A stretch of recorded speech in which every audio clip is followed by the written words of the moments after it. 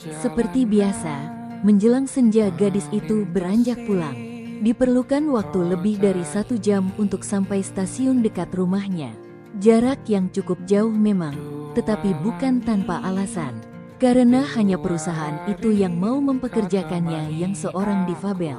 Dalam perjalanan pulang, ia seringkali menyempatkan diri untuk menulis, sekaligus mengasah kemampuannya sebagai editor naskah. Ternyata kebiasaan itu menarik perhatian seorang laki-laki, sebut saja Jingga. Setelah lama memperhatikannya dari kejauhan, akhirnya menyapanya.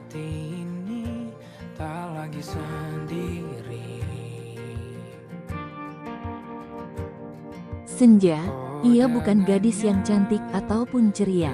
Tetapi, entah mengapa ada sesuatu yang begitu menarik darinya.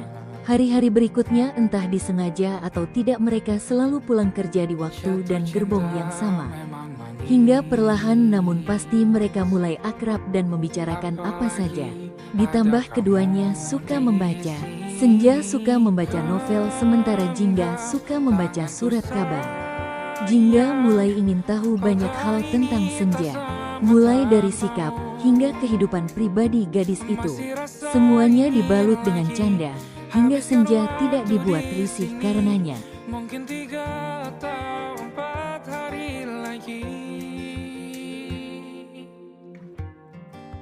Dan dari sekian banyak hal, entah mengapa Jingga begitu ingin tahu tentang mantan kekasih Senja.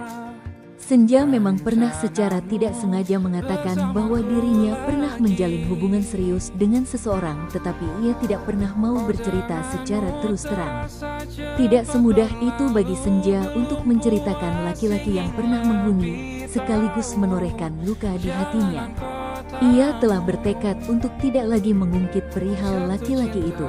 Bahkan saking penasarannya, Jingga sampai mengira laki-laki berumur 40 tahunan yang beberapa kali berbincang dengan Senja sebagai mantan kekasihnya. Mendengar tebakan itu, Senja tertawa. Akhirnya gadis itu menyerah dengan keingintahuan Jingga. Ia mulai sedikit menceritakan tentang mantan kekasihnya, bahwa mereka menjalin hubungan selama 8 tahun, tetapi laki-laki itu justru pamit dari hidupnya setelah perjuangan panjang itu menuai hasil.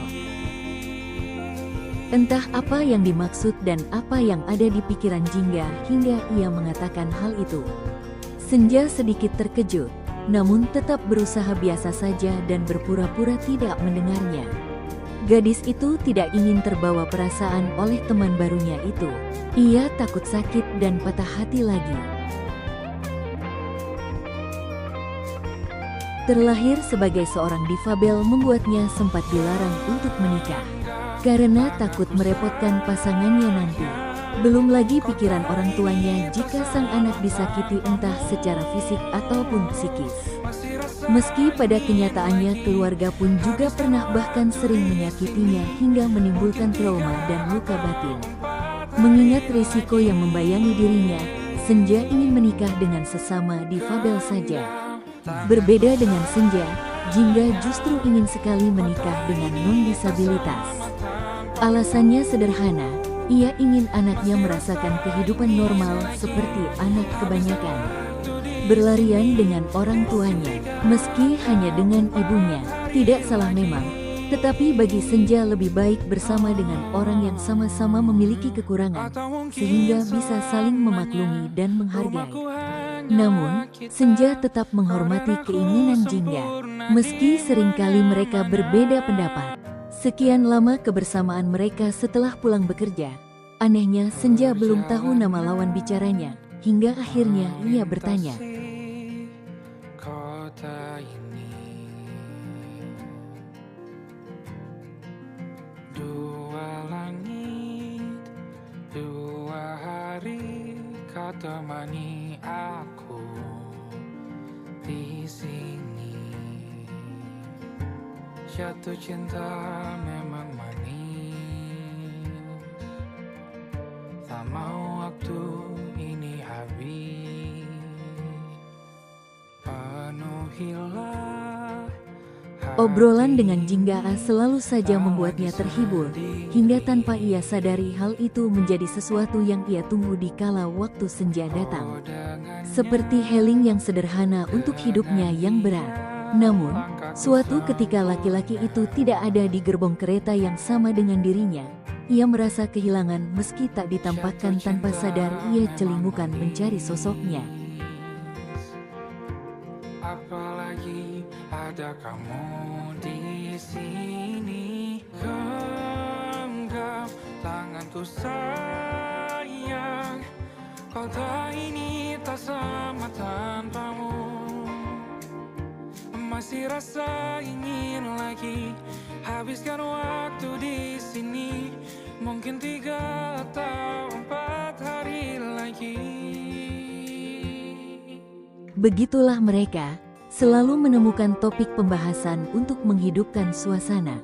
Tak heran jika kebersamaan mereka sebenarnya dinanti serta dinikmati satu sama lain.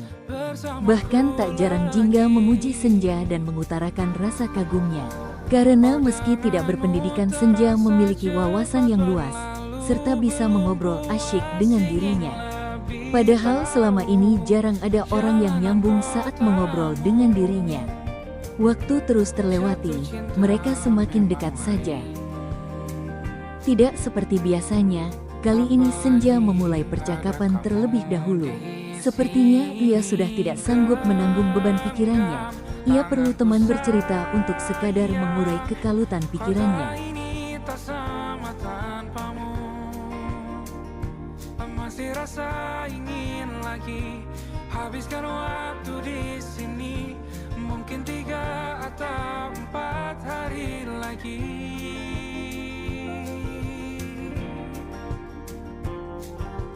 Tibalah mereka di stasiun tujuan.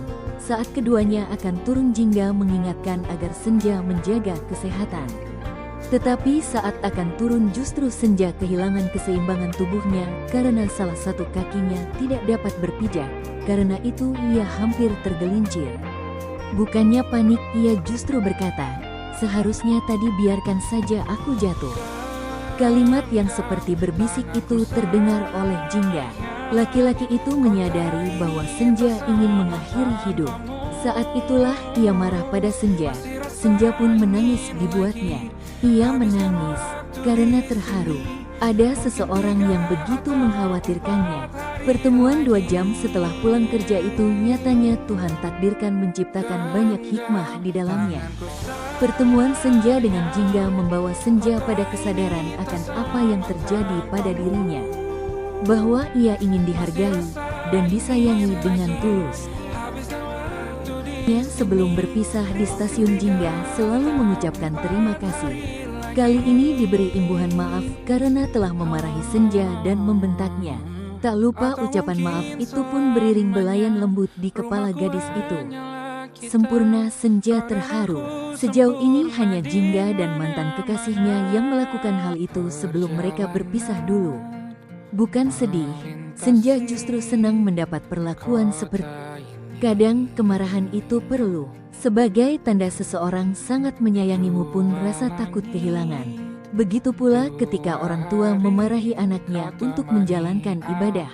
Itu semua adalah bentuk rasa sayang karena ingin sesurga dengan buah hati tercinta. Hal yang teramat jarang atau mungkin tak pernah dirasakan Senja akhir-akhir ini. Karena hal itulah ia merasa begitu tidak disayangi. Ingatannya melayang pada masa lalu, saat ia mengetahui kenyataan sang ayah yang malu memiliki anak seperti dirinya. Tetapi sejak kejadian Jingga yang marah padanya, sejak saat itu ia begitu bersyukur dan berusaha menyayangi dirinya sendiri. Senja adalah anak yang tidak diinginkan. Ia harus melalui perjuangan panjang untuk bisa dipandang, bahkan oleh orang tuanya sendiri. Itulah salah satu luka hati Senja yang sulit untuk sembuh. Apalagi ada kamu di sini, genggam tanganku sayang. Kota ini tak sama tanpamu. Senja hanya mampu tersenyum tersipu malu, berharap semua itu benar adanya dan suatu saat nanti ia dipertemukan dengan sosok laki-laki yang demikian. Untuk menjadi penawar atas banyak rasa sakit yang telah ia alami. hilang rencanamu bersamaku lagi. Oh, denganmu terasa cepat berlalu, belum puas ingin lebih tahu jalanan kotamu. Sesungguhnya Jingga merasakan dan menyadari perasaan itu. Perasaan sayang, khawatir, pun ingin melindungi Senja. Tetapi ia berusaha mengingkarinya sebelum rasa itu semakin mendalam. Padahal Senja pun tahu diri, ia tidak akan mengharapkan lebih dari sebuah pertemanan. Ia hanya senang, karena Jingga mampu menghapus bayang-bayang Yusta, mantan kekasihnya. Beberapa hari berlalu, Jingga menelpon seseorang. Seseorang itu bertanya, "Bagaimana?" Jingga tertunduk dan tanggung jawab, "Sudah kulakukan." Jawabnya datar dengan nada sedih yang samar. Seseorang yang ditelepon Jingga adalah Yusta. Keduanya bersahabat, dan Yusta meminta Jingga untuk memberi semangat pada Senja.